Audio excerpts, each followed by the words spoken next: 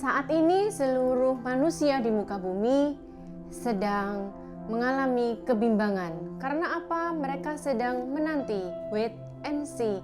Apa yang mereka nantikan? Mereka seperti ini. Bagaimana ya mengenai pandemi COVID ini? Kapan akan benar-benar berakhir?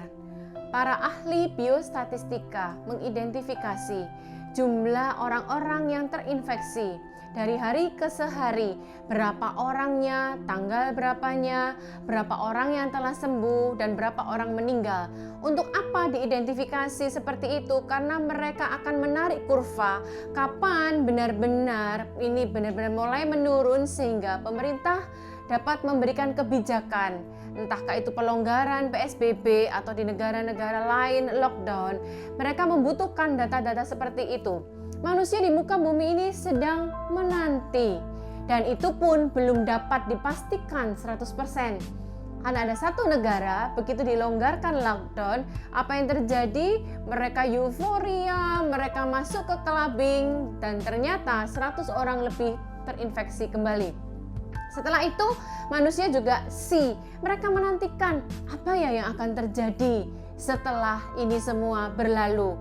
Bagaimana dengan bisnisku, bagaimana dengan keluargaku, gimana dengan sekolah anak-anakku. Istilah sekarang dipakai new normal. Orang-orang sedang gemetar. Gimana ya apa yang terjadi? Nah, Bapak Ibu, kita harus tahu siapa identitas kita terlebih dahulu supaya kita bisa melewati ini semua. Jangan gemetar, jangan takut dengan istilah new normal. Kita pakai aja istilah kerajaan new season. Karena selama kita hidup, sepastinya perubahan muka bumi ini, sepasti pula musim itu akan berubah. Kita harus tahu dulu siapa identitas kita. Firman Tuhan di dalam 1 Yohanes 5 ayat yang keempat berkata, siapakah kita? Setiap orang yang percaya Yesus adalah anak Allah, dia lebih daripada pemenang. Identitas kita lebih daripada pemenang. Tapi bagaimana caranya? Iman kita. Berarti Bapak Ibu, tanpa iman kita semua kalah, loser. Sebab di muka bumi ini sangat banyak ditawarkan dosa, sangat banyak ditawarkan kompromi, bahkan juga ketakutan-ketakutan, berita-berita yang menakutkan ada di muka bumi ini. Tanpa iman, kita semua kalah. Jadi kita harus beriman. Bagaimana cara mendapatkan iman? Firman Tuhan berkata, iman timbul dari pendengaran. Pendengaran akan firman Tuhan. Jadi kita bukan asal, langsung automatically, kita juga harus berusaha. Pada waktu suami saya masuk di rumah sakit, terdiagnosa positif COVID, apa yang saya lakukan? Berita-berita tuh begitu melemahkan, Bapak Ibu. Hari ini orang ini meninggal, besok pendeta ini meninggal, besok lagi pendeta ini meninggal. Jumlah orang meninggal, pendeta-pendeta semua sekian. Tapi apa yang saya lakukan? Saya perkatakan firman Tuhan. Saya perkatakan janji-janji Tuhan. Ketika saya perkatakan itu semua, iman saya bangkit, iman saya timbul. Tapi firman Tuhan berkata, iman tanpa perbuatan pada hakikatnya adalah mati. Jadi kita juga harus berbuat, kita harus melangkah Bapak Ibu. Tapi di musim pandemi seperti ini, kita tidak bisa asal melangkah. Kita harus minta hikmat. Jadi iman tanpa perbuatan mati. Kita harus berbuat, tapi kita butuh apa? Hikmat. Kita bisa berkata, aku selama ini sudah bekerja, banyak pengalaman, pengetahuanku sudah tinggi. Bapak Ibu, di musim seperti ini kita tidak bisa mengandalkan pengetahuan kita, pengalaman kita. Tapi kita mengandalkan Tuhan dan minta Tuhan hikmat akan apa yang harus kita lakukan ke depan. Bagaimana caranya kita mendapatkan hikmat? Firman Tuhan berkata di dalam Yakobus 1, mintalah. Kita dikasih hak istimewa oleh Tuhan, mintalah.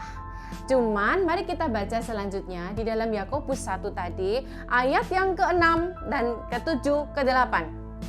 Firman Tuhan berkata, hendaklah ia memintanya dalam iman. Kembali lagi, mintanya pun jangan ragu-ragu, yakin. Dan sama sekali jangan bimbang. Sebab orang yang bimbang sama dengan gelombang laut yang diombang-ambingkan kian kemari oleh angin. Kenapa seperti ini Bapak Ibu? Karena dunia berkata seperti ini, nggak mungkin bisa. Kapan ini semua berlalu? Kita harus mintanya dengan yakin, dengan iman. Orang yang demikian kalau bimbang, janganlah mengira bahwa ia akan menerima sesuatu dari Tuhan. Bahkan ketika kita minta hikmat, tetapi kita terombang-ambing, firman Tuhan berkata, kamu nggak akan dapat apa-apa. Sebab orang yang mendua hatinya tidak akan tenang dalam hidupnya. Kemarin saya bertemu sama seorang pekerja gereja yang pengusaha garmen Bapak Ibu. Dia share sama kami seperti ini. Aduh Bu, yang biasanya kita tahu semua Bapak Ibu ya, PSBB ini terjadi menjelang hari-hari Lebaran, di mana dia sudah stok begitu banyak barang untuk persiapan Lebaran. Tapi begitu di PSBB, barang bertumpuk-tumpuk. Dia tahu firman Tuhan, dia perkatakan firman Tuhan, iman dia bertumbuh, dan pengetahuan dia ada, pengalaman bisnis ada. Tapi di saat seperti ini dia berdoa minta hikmat Tuhan, jalan keluar, dan tidak mendua hati. Tuhan kasih terobosan Bapak Ibu. Dengan apa? Dia bikin masker dan APD. Nah, firman Tuhan berkata jangan mendua hati, harus teguh tetap berjalan Bapak Ibu. Sebab ketika kita mendua hati, kita nggak dapat apa-apa. Lantas apa bedanya iman, pengetahuan, dan hikmat? Iman memberi kita kekuatan. Iman memberi kita keteguhan hati. Iman membuat kita tidak takut akan dunia ini. Pengetahuan sebagai bekal. Tapi hikmat memberikan jalan way out-nya, strateginya Bapak Ibu. Dan dalam kondisi setelah ini, setelah kita minta, apa yang harus kita lakukan? Melangkahlah Bapak Ibu. Kata mendua hati, jangan mendua hati. Kita bimbang terus. Gimana ya kalau ini itu? Masakan saya lulusan S2 dari luar negeri, saya pulang ke Indonesia, kondisi seperti ini, saya harus jadi tukang masak. Jangan mendua hati, melangkahlah. Firman Tuhan kepada Musa dalam Keluaran 4. Ketika Tuhan menyuruh Musa pergi, Musa bilang, gimana aku nggak pandai bicara. Tapi firman Tuhan berkata apa kepada Musa? Pergilah. Apa yang harus kita lakukan Bapak Ibu di tengah saat seperti ini? Setelah kita minta iman, jangan mendua hati, melangkahlah. Tuhan bilang kepada Musa, pergilah. Ketika Musa pergi melangkah, firman Tuhan berkata, aku akan mengajar dan menyertai. Apa yang harus kita lakukan Bapak Ibu sekarang? Kita jangan mendua hati, kita melangkah. Ketika kita melangkahkan kaki kita, melakukan bagian kita, Tuhan akan melakukan bagiannya dengan menyertai kita dan mengajarkan kita.